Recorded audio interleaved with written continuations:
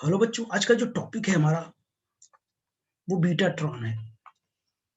Betatron betatron एक particle accelerator device है जो लाइट पार्टिकल्स को ये हाई एनर्जी से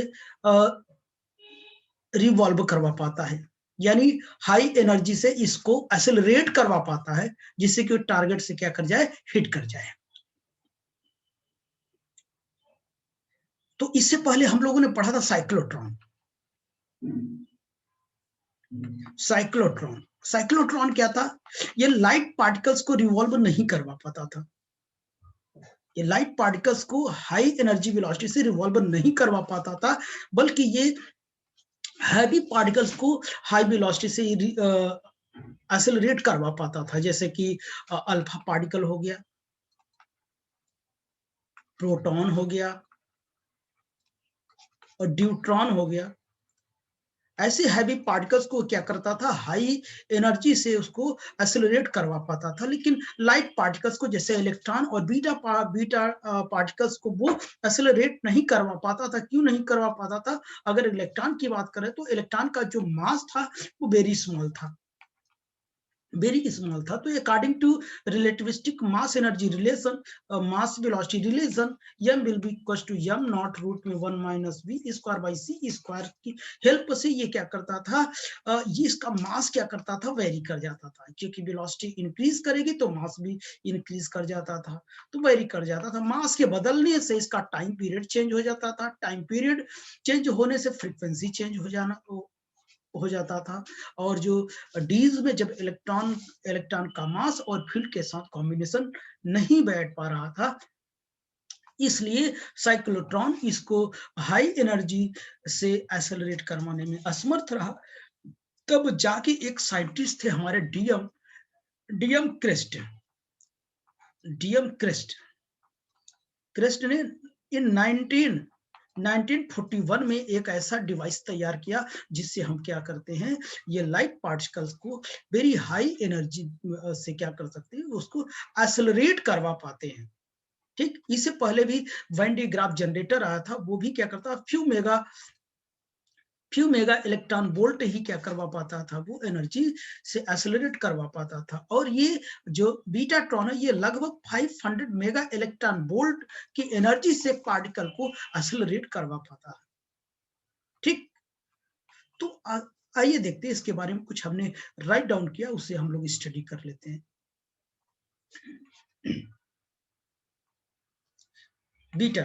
Betatron is a particle accelerator device which is accelerate electrons to energy about 500 mega electron volt. तो ये particle accelerated device है जो एक्सेलरेट को कितनी एनर्जी से एक्सेलरेट करवा पाता है, 500 मेगा इलेक्ट्रॉन वोल्ट के आसपास। It is working based on the principle of electromagnetic induction. ये इलेक्ट्रोमैग्नेटिक इंडक्शन पर बेस्ड है। Betatron is discovered by DM Crest in 1941. 1941 में डीएम क्रिस्ट ने इसको डिस्कवर किया। अब कंस्ट्रक्शन की बात करते हैं। Betatron consist of donut shape vacuum chamber. Donut से वैक्यूम चैम्बर होता है जो कि पोल ऑफ मैग्नेट के बीच में क्या होता है, ये रखा होता है।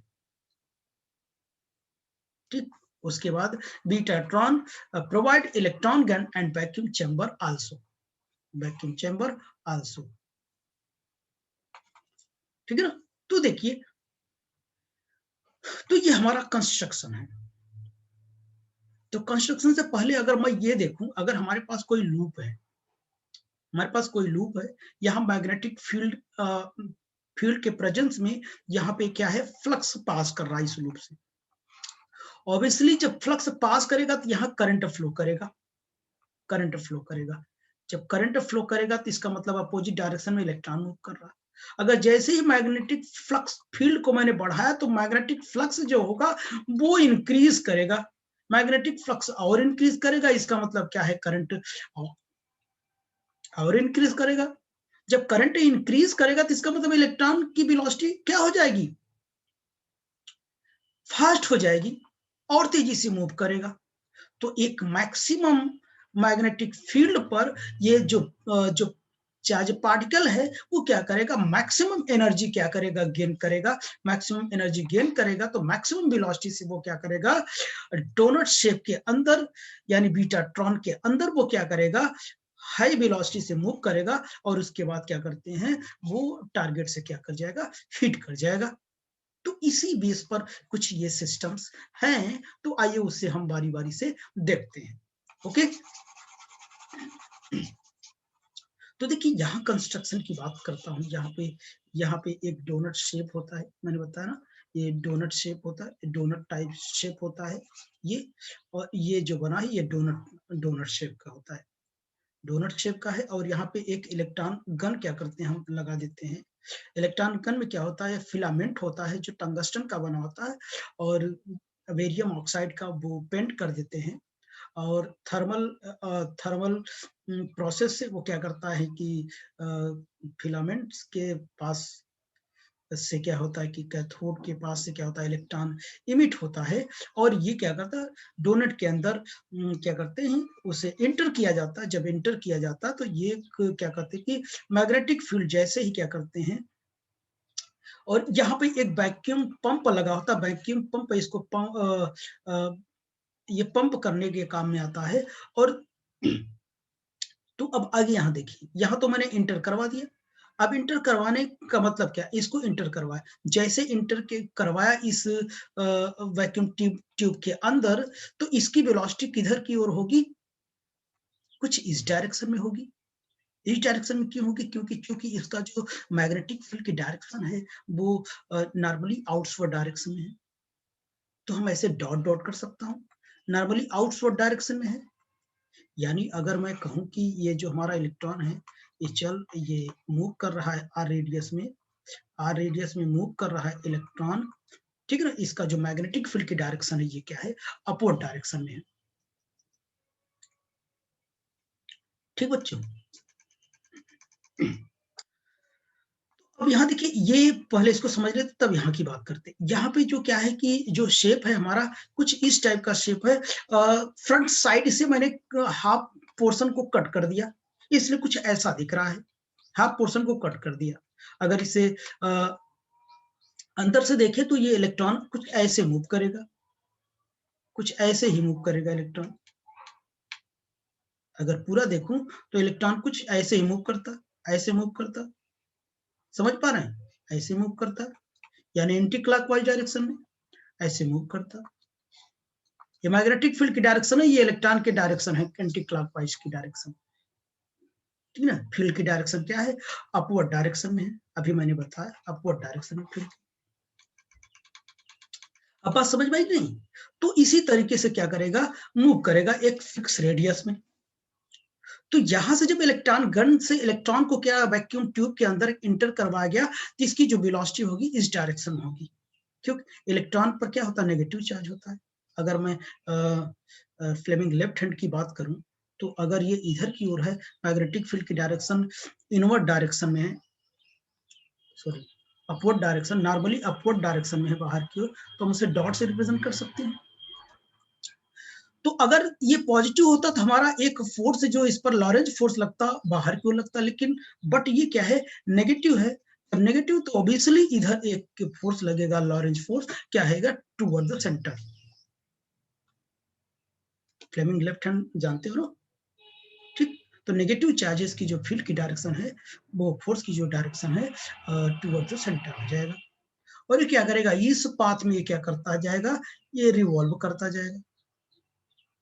जब ये रिवॉल्व करेगा, इलेक्ट्रॉन जब रिवॉल्व करेगा एंटी क्लॉकवाइज डायरेक्शन में, तो जब रिवॉल्व करेगा तो मैग्नेटिक फ्लक्स चेंज करेंगे, magnetic flux change, field change करेंगे, मैग्नेटिक फील्ड फ्लक्स क्या करेगा, चेंज करेगा। जब मैग्नेटिक फ्लक्स चेंज करेगा, एक इंड्यूस्ड ईएमएफ क्या करेगा, प्रोड्यूस होगा।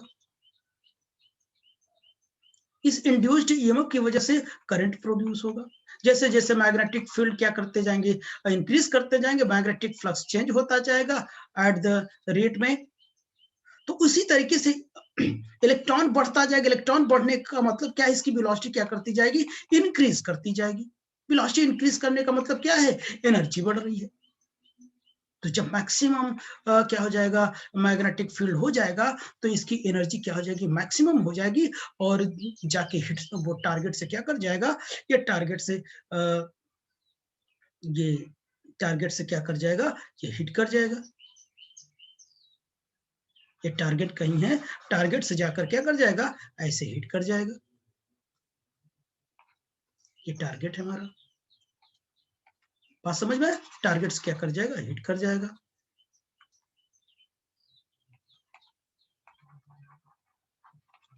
टारगेट से हिट कर जाएगा। ओके बच्चों, तो आइए इसका हम लोग मैथमेटिकल ट्रीटमेंट देखते हैं। ठीक, तो हम नेक्स्ट पेज में चलते हैं मैथमेटिकल ट्रीटमेंट देखने के लिए। तो यहाँ पे मैं बना दिया। यहाँ पे देखिए, यहाँ का इसका जो रेडियस है ये r है, और यहाँ जो इलेक्ट्रॉन है, इलेक्ट्रॉन इस ऑर्बिट पे क्या कर रहा है, रिवॉल्व कर रहा है। ये इसकी जो वेलोसिटी है वो कितनी है, v है। एंटी क्लॉकवाइज डायरेक्शन में क्या कर रहा है, ये रिवॉल्व कर रहा है। इतनी बात समझ भाई, रिवॉल्व कर रहा है। तो अच्छा, अब आप बताइए तो अगर ये क्या करेगा, इलेक्ट्रॉन इस डायरेक्शन में मूव करेगा, यानी मैग्नेटिक फील्ड अगर हम चेंज करेंगे,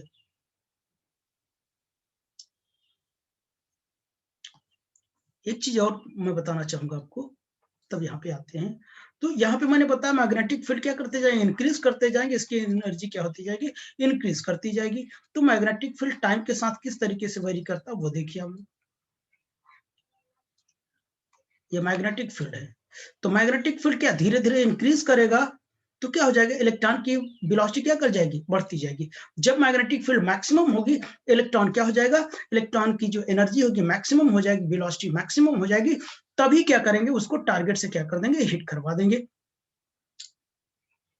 यहाँ पे मैक्सिमम होगा। उसके बाद जब क्या करेगा, मैग्नेटिक फील्ड क्या हो जाएगा, जब डिक्रीज करने लगेगी, तो क्या करेगा, तब इसकी वेलोसिटी डिक्रीज करने लगी, तब तब हम टारगेट से हिट नहीं करवा पाएंगे। तो यहीं पे जब मैग्नेटिक फील्ड क्या होती है, मैक्सिमम होती है, तभी हम इसको क्या कर देंगे, हिट करवा देंगे। टाइम के साथ इसी तरीके से क्या करता है, ये वेरी करता है magnetic field. Magnetic field, okay. तो आइए मैथमेटिकल ट्रीटमेंट की ओर चलते हैं। तो अगर मैं कहूं ये मूव कर रहा, तो इंड्यूस्ड ईएमएफ होगा, इंड्यूस्ड ईएमएफ होगा, करंट होगा, तो क्यों होगा, मैग्नेटिक फ्लक्स चेंज होगा, तो मैग्नेटिक फील्ड चेंज होगा, तो मैग्नेटिक फ्लक्स चेंज होगा। If phi is the flux linked with the orbit, if phi linked with the orbit in the presence of, in the presence of magnetic field, magnetic field की presence में, then induced EMF, then induced EMF, induced EMF कितना होगा बच्चों, E will be equal to minus d phi by कितना होता है, dt होता है। हम राइट? तो बताइए, the work done of charge, work done on the electron, on the electron in one revolution, in one revolution, एक रिवोल्यूशन पूरा करने में जो वर्क डन होगा कितना होगा, W will be equal to, यहां थोड़ा मैं इंड्यूस्ड ईएमएफ को इस ई से रिप्रेजेंट करता हूं, क्योंकि इस ई को मैंने इलेक्ट्रॉन दे दिया तो दिक्कत हो जाएगी। W will be equal to QV होता है ना, तो Q की जगह इलेक्ट्रॉन है, V की जगह क्या है, ये है इंड्यूस्ड ईएमएफ। यहां से वैल्यू मैं रख देता हूं, E की value minus E D phi by कितना हो जाएगा, dt हो जाएगा। ओके बच्चों, यहां तक की बात हुई। अच्छा, अब ये बताइए, अगर मैं कहूं यहाँ पे एक टेंजेंशियल फोर्स लग रहा है, टेंजेंशियल फोर्स की वजह से जो वर्क डन होगा हमारा कितना होगा, work done, work done in one revolution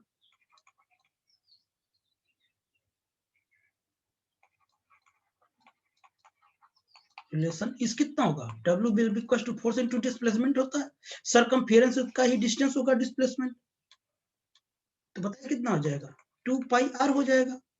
ये 1 है, ये 2 है, फ्रॉम 1 एंड 2 दोनों को इक्वेट कर देता हूं।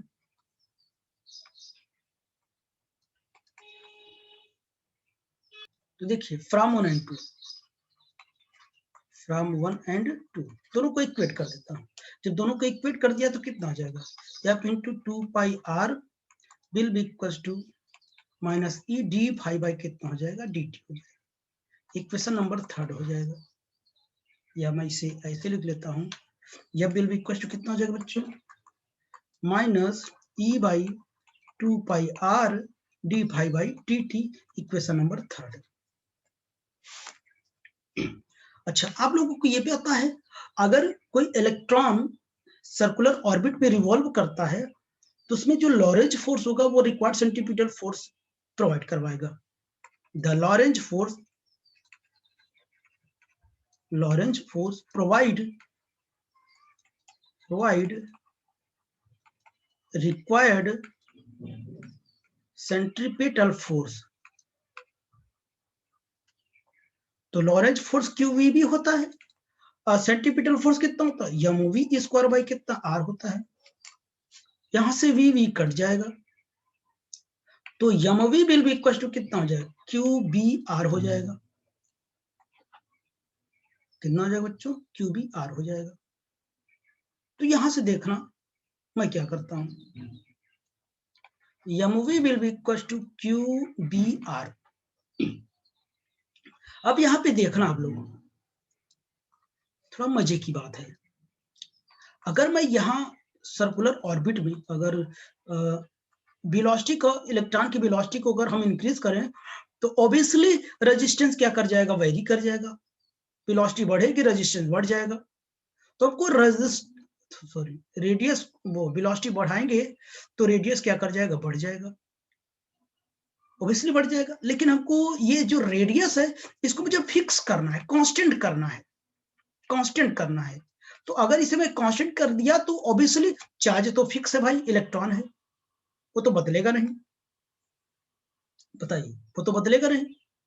तो ऑब्वियसली मुझे करना क्या है, ये क्या है कि मैग्नेटिक फील्ड को चेंज होना पड़ेगा।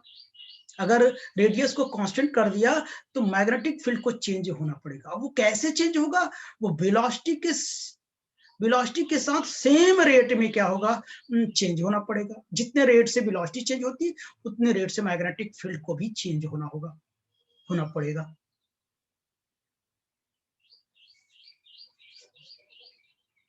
समझ में आया, तो होना पड़ेगा।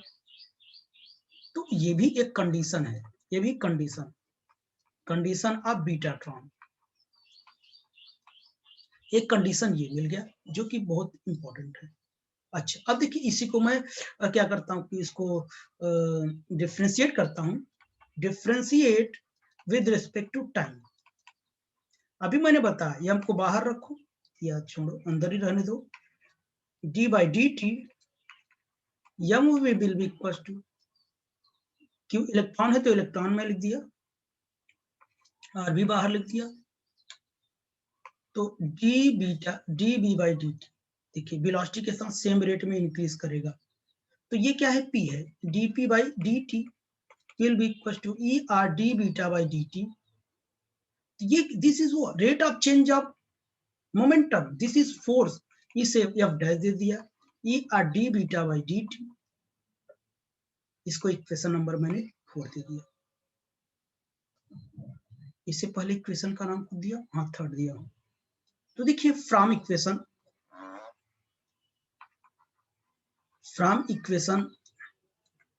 3rd एंड 4th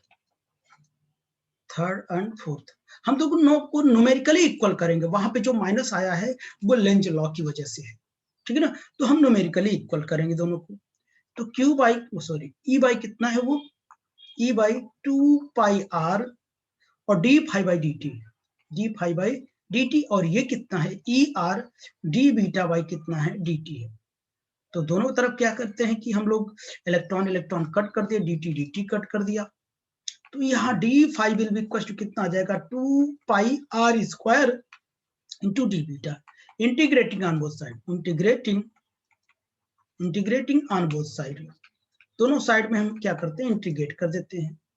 तो D phi will be equal to 2 pi are square D beta, beta नहीं बी है, बार बार में मेरे से निकल जाता है, ठीक ना। जो बी ये बी है, ये बी ही है, बीटा नहीं है। कुछ बातें जो है मन में बैठ जाती तो वही बार बार आवाज निकलती है, ठीक है ना। तो बीटा नहीं बल्कि ये क्या है, बी है मैग्नेटिक फील्ड। ओके, इतना याद रहे, बार बार अगर मैं बीटा बोल दूं तो आप समझ जाओ तो वो बी है, बीटा नहीं। ओके,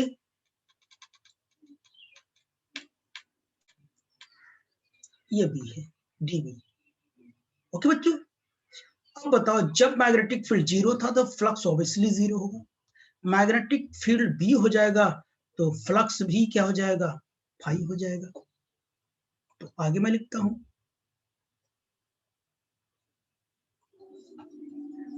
तो देखो ये 0 to phi, D phi will be equal to 2 pi are square 0 to B D B. तो फाई हो जाएगा 0 to phi will be equal to 2 pi are square B 0 to B, phi minus 0 will be equal to 2 pi are square B minus 0, upper limit minus lower limit, phi will be equal to 2 pi are square into b. This is the